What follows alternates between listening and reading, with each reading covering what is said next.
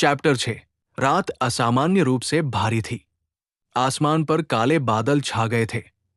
चांद उनकी परतों में कहीं खो गया था। हवा में एक घुटन सी थी, मानो धरती खुद किसी आने वाले विनाश का इंतजार कर रही हो।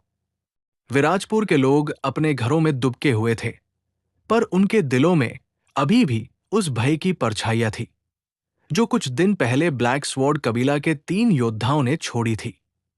वे हार कर भाग गए थे, लेकिन हर किसी को महसूस हो रहा था कि ये बस तूफान से पहले की खामोशी है। गांव से दूर जंगल की अंधेरी गहराइयों में केल खड़ा था। उसका व्यक्तित्व ही ऐसा था कि पेड़ों की छाया और गहरी लग रही थी। उसके चारों ओर उसका कबीला जमा था। सैकड़ों योद्धा काले वस्त्रों में लिपटे, जिनकी तलवारें अजीब काली लपटों से चमक रही थी। तलवारों का वो उजाला रोशनी नहीं, बल्कि अंधकार की एक और गहरी परत था। केल ने अपनी भारी तलवार जमीन में गाड़ दी। आवाज गड़गड़ाहट जैसी गूंजी। उसने धीरे धीरे कहा, वो लड़का अशोका का वंशज अब और नहीं छुप सकता। आज रात मेराई लाठी मेरा होगा। उसके शब्दों के साथ ही योद्धाओं ने अपनी तलवारें आकाश की ओर उठाईं और पूरा जंगल उनके नारे से गूंज उठा। केल, केल, केल।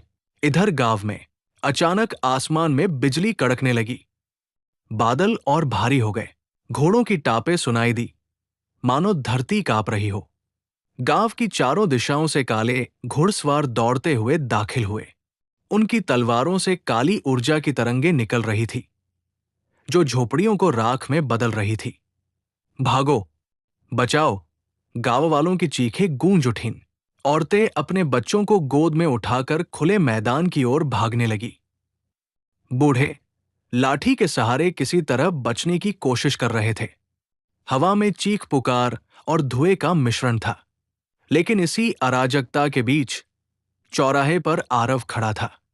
उसके हाथ में मिराई लाठी थी, जिसकी हल्की नीली रोशनी मानो अंधकार से संघर्ष कर रही थी।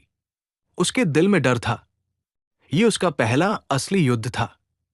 लेकिन उसके भीतर कहीं और भी गहराई में एक चिंगारी थी, कुछ ऐसा जो अब तक सोया हुआ था।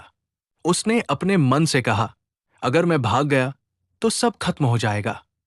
ये लड़ाई मेरी नहीं, पूरे गांव की है। मुझे लड़ना ही होगा।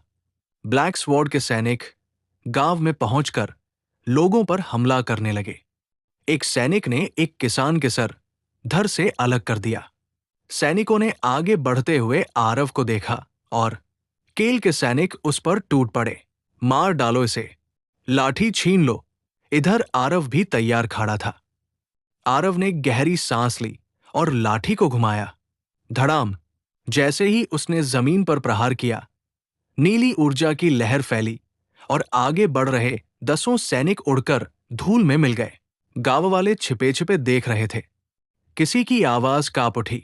ये आरव था, वो बच्चा जिसने कभी हथियार तक नहीं उठाया। पर बाकी सैनिक पीछे हटने वाले नहीं थे। वे एक के बाद एक वार करते रहे। एक ने पीछे से हमला किया, आरव झुककर बच गया। दूसरे ने तलवार चलाई, आरव ने लाठी से रोकी और उसे उछालकर दूर फेंक दिया। उसकी हर हरकत डर और साहस के बीच झूल रही थी, लेकिन उसके भीतर धीरे धीरे आत्मविश्वास जन्म ले रहा था। अचानक लाठी की रोशनी और तेज हो गई। आरव को ऐसा लगा जैसे किसी की फुसफुसाहट उसके कानों में गूंज रही हो। तुम अकेले नहीं हो, मिराई तुम्हारे साथ है। अचानक लाठी से एक नीली ऊर्जा निकलकर बादल में बदलने लगी। वो रूप लेती गई एक विशाल ड्रैगन का। उसके पंख ऊर्जा से बने थे, उसकी आंखों में तेज था और उसकी गर्जना ने आसमान को हिला दिया। गांव वालों की आंखें फैल गई। ये मिराई ड्रैगन है, प्राचीन कथाओं का संरक्षक। हमने तो सोचा था ये बस एक कहानी है। ब्लैक स्वॉर्ड के सैनिक कांपने लगे। उनकी तलवारों की काली लपटें मानो उस नीली रोशनी से डर रही थी। लेकिन तभी एक ठंडी हंसी गूंजी।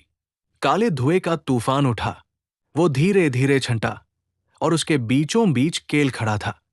उसकी तलवार आग की तरह जल रही थी। उसकी आंखें लाल अंगारों जैसी चमक रही थी। उसके चारों ओर की हवा भारी और दबावपूर्ण हो गई थी, मानो अंधकार खुद जीवित होकर उसके साथ चल रहा हो। केल ने गाव और आरव दोनों को देखा और हंस पड़ा। तो यही है वो बच्चा, अशोका का वंशज। उसकी हंसी गांव वालों के दिलों को कांपाने लगी। सोचा था तुम डरकर भागोगे, लेकिन लगता है अशोका का खून तुम्हारी नसों में सचमुच बह रहा है। आरव ने गुस्से से लाठी कसकर थाम लिया। उसकी आवाज कांप तो रही थी, पर उसमें दृढ़ता भी थी। गांव वालों को छोड़ दो, तुम्हारा सामना मुझसे है। केल की आंखों में एक पागलपन चमक उठा। बहुत अच्छे, मुझे ऐसे ही प्रतिद्वंद्वी पसंद है। वो बिजली की तरह आरव पर झपटा। धड़ाम, तलवार और लाठी की टक्कर से इतनी शक्ति निकली कि पूरा गांव हिल उठा। झोपड़ियों की छतें हिल गई, जमीन फटने लगी और आसमान में बिजली कौंध गई। गांव वाले छिपे छिपे ये सब देख रहे थे। एक तरफ था अंधकार का सबसे बड़ा योद्धा केल, और दूसरी ओर अभी अभी जागा हुआ एक युवा, मेराई योद्धा आरव। बिजली ने आकाश को चीर दिया और उसी प्रकाश में दोनों योद्धा आमने सामने थे। युद्ध शुरू हो चुका था, अंधकार और प्रकाश का, विनाश और आशा का। ये चैप्टर यही समाप्त होती है। यदि आपको कहानी अच्छी लग रही हो तो लाइक, शेयर, कमेंट और सब्सक्राइब जरूर करें। आगे के चैप्टर के सारे अपडेट पाने के लिए बेल आइकन को जरूर दबाएं। धन्यवाद।